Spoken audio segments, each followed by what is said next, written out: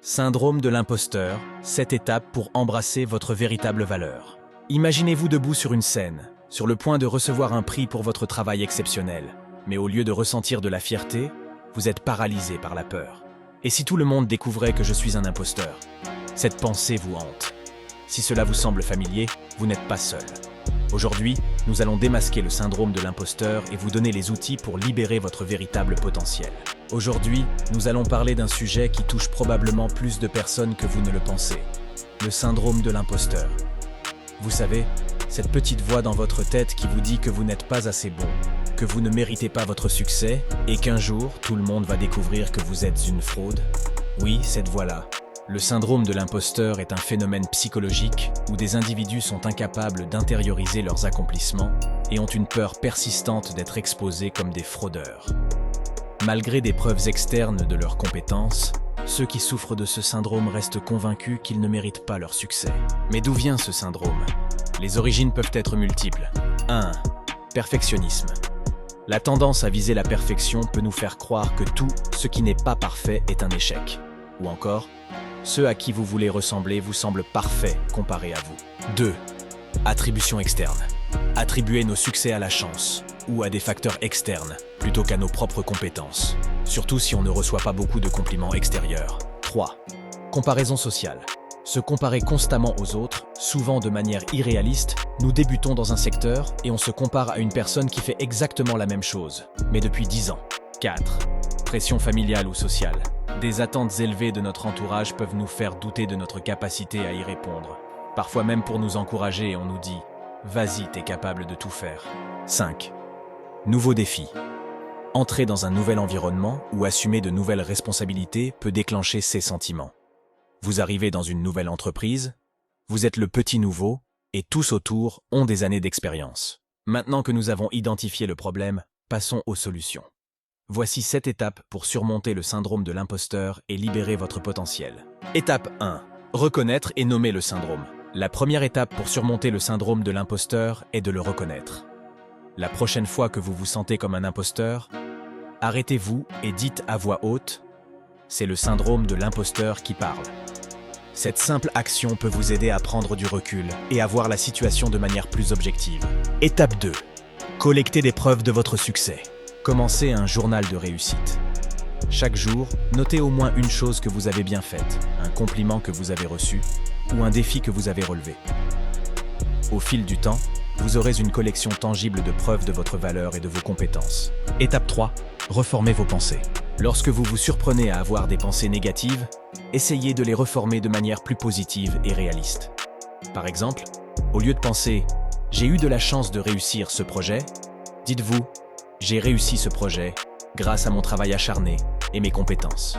Étape 4. Acceptez les compliments. Apprenez à accepter les compliments avec grâce. Au lieu de les minimiser ou de les rejeter, répondez simplement « Merci ». Cela peut sembler simple, mais c'est une étape cruciale pour internaliser votre valeur. Étape 5. Partagez vos sentiments. Parlez de vos sentiments d'imposture avec des personnes de confiance. Vous serez probablement surpris de découvrir combien de personnes ressentent la même chose. Cette prise de conscience peut être très libératrice et vous aider à vous sentir moins seul. Étape 6. Célébrez vos échecs. Oui, vous avez bien entendu. Célébrez vos échecs. Chaque échec est une opportunité d'apprentissage et de croissance. Plutôt que de les voir comme des preuves de votre incompétence, voyez-les comme des étapes nécessaires vers le succès, comme des pistes à améliorer pour vous permettre d'atteindre vos objectifs. Étape 7. Développez une mentalité de croissance. Adoptez une mentalité de croissance. Croyez en votre capacité à apprendre et à vous améliorer. Rappelez-vous que les compétences s'acquièrent avec le temps et la pratique, et que personne n'est né expert. Même si vous avez suivi diverses formations, la pratique est toujours différente de la théorie. Maintenant, parlons de quelques stratégies concrètes pour renforcer votre confiance en vous et reconnaître votre valeur. 1. Pratiquez l'autocompassion. Traitez-vous avec la même gentillesse que vous traiteriez un ami. L'autocompassion a été liée à une plus grande résilience et à un bien-être psychologique accru. 2. Fixez-vous des objectifs réalistes. Des objectifs trop ambitieux peuvent alimenter le syndrome de l'imposteur.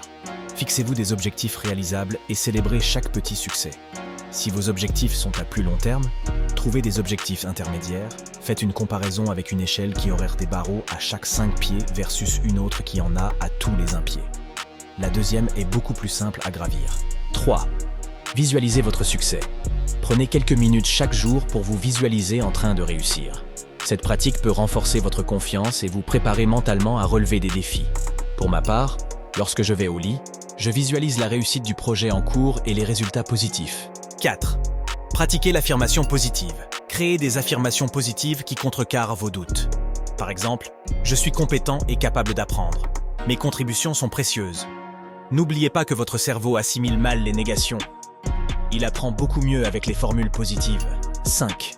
Sortez de votre zone de confort. Relevez régulièrement de petits défis. Chaque fois que vous sortez de votre zone de confort, vous prouvez à vous-même que vous êtes capable de plus que vous ne le pensiez. À force de sortir de cette zone, elle s'agrandit de plus en plus. 6. Apprenez à dire non. Savoir dire non est une compétence cruciale. Cela vous permet de vous concentrer sur ce qui est vraiment important et d'éviter le surmenage qui peut alimenter le syndrome de l'imposteur. 7. Cultivez un réseau de soutien. Entourez-vous de personnes qui vous soutiennent et vous encouragent.